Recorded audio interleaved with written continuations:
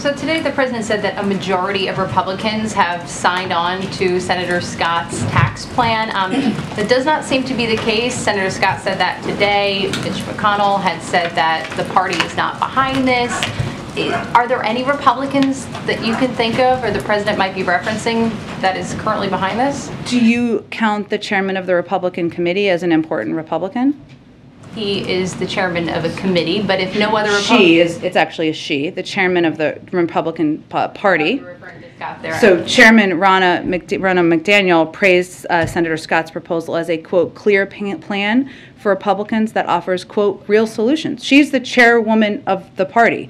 Rick Scott is not a random senator. He is literally in charge of winning back the Senate for Republicans and what the plan is. So he is the person who's put forward this plan. Senator Ron Johnson has called the congressional GOP plan a, quote, positive thing. Senator Mike Braun has said he was, quote, glad Rick did it. Senator Tommy Tuberville said he was, quote, on board with the congressional GOP plan. Congressman Matt Gaetz said he was, quote, proud of Senator Rick Scott for providing this bold agenda. So not only that, which seems to be quite a range of Republicans, but there isn't an alternative plan they've put forward. So it's either this put together by the person who is leading the effort to win back the Senate or nothing. And the president this morning talked about what his plan is. If they have an alternative plan, we would welcome them putting it forward. And they did say one was coming in this summer.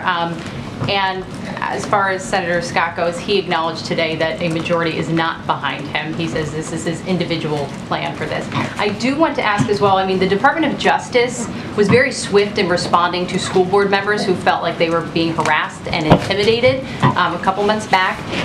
Does the president feel that the demonstrations outside of, say, Justice Alito's home are those attempts to interfere or intimidate? Well, I think I said yesterday, but I'm happy to repeat because I think it's important for everybody to hear, that the president's long-standing view has been that violence, threats, and intimidation of any kind have no place in political discourse. And we believe, of course, in peaceful protests. What I do find is interesting, and I think many people have noted, is that there are voices on the right who have called out protests that are happening while remaining silent for years on protests that have happened outside of the homes of school board members, the Michigan Secretary of State, or including threats made to women seeking reproductive health care, or even an insurrection against our Capitol. So I know that there's an outrage right now, I guess, about protests that have been peaceful to date, and we certainly continue to encourage that outside of judges' homes, and that's the president's position, but the silence is pretty deafening about all of the other intimidation that we've seen to a number of people. This is a pending court case, though. That's where the federal law comes into place. This is a pending court case. Well, but I think that intimidation and protests and intimidation outside of the homes of school board members, the Michigan Secretary of State, intimidation and threats against people seeking legal reproductive health care